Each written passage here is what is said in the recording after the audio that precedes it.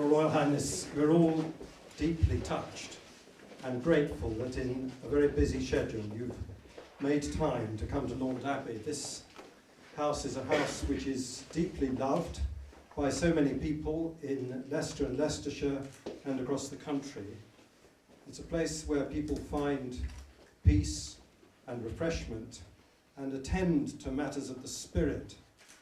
And all of us gathered here and so many others know how much those things matter to you.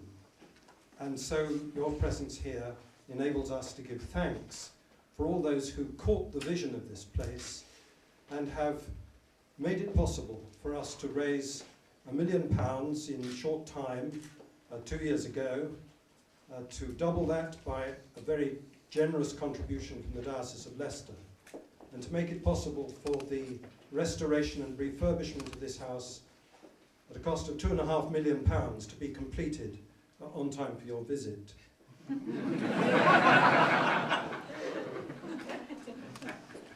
We're also very conscious that in the last 10 years, in this part of the country alone, some 4 or 5 retreat houses have closed because they've not been able to meet the costs of maintenance or of restoration. And we think that what has been done here puts Launde Abbey right in the very front of the retreat house movement of England. And we look forward to welcoming people from a very widely drawn area to this house in the days ahead. We're particularly delighted that we're doing this in partnership with the Diocese of Peterborough, and that the Bishop of Peterborough is here to share this occasion with us today. So many of the people who've made this possible are gathered here today. It took a great deal of courage, determination and drive to put together this amount of money in difficult times for this purpose. But the fact that it's been done, I think, is testimony to the quality of the people and the capturing of the vision. I want to thank all those who've played their part, and it's not appropriate, I think, to name names, but there is one person here who's given particularly of his time, his skill, and indeed of his life in the last 18 months, Ian Neal, who's overseen this work.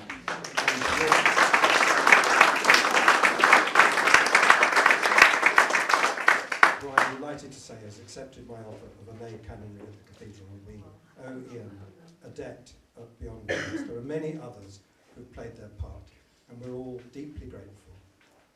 So, if I might now invite you to unveil the plaque and to sign the visitor book, I'd be very grateful.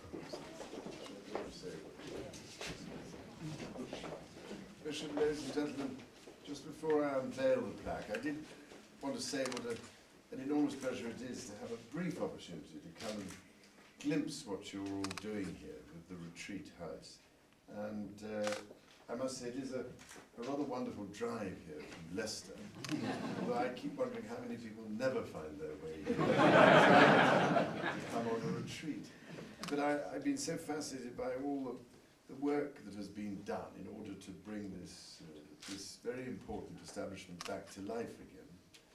And having had a chance just to meet those who I know have played such an important part, whether in raising the money, which I can well imagine is a huge challenge, and for that we owe an enormous debt of gratitude to those who've made it possible, or those who've done all the hard work, the craftsmanship, the attention to detail, the interior decorations, everything else. I do think it is a remarkable piece of teamwork. But also the fact, as the Bishop says, that you have a house like this in the diocese does seem to be of enormous importance. I remember I was sent to a school in the far north of Scotland. God, it's 40, nearly 50 years ago. Which, funny enough, the founder founded it on Platonic principles. And of course, one of the most important principles was you can't have proper action without reflection. And this is why it seems to me it is so important to remember that there is an essential harmony between the two. And I think we very often forget that and rush about without having time just to stop and reflect, pray, meditate, contemplate, whatever.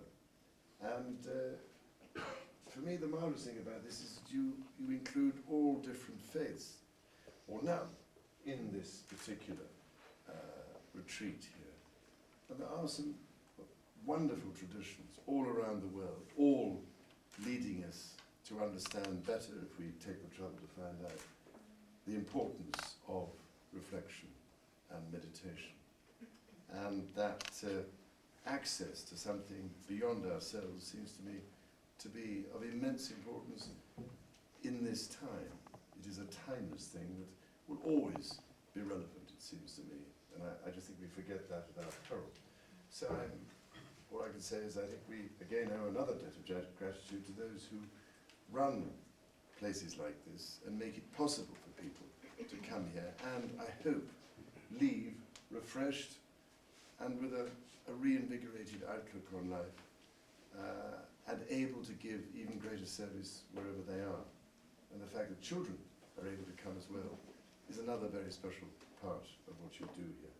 So having said that, I do hope you have great success in the future, and there will be other opportunities to establish similar places to retreat. Having said that, nothing would give me greater pleasure than to unveil this rather diminutive plaque.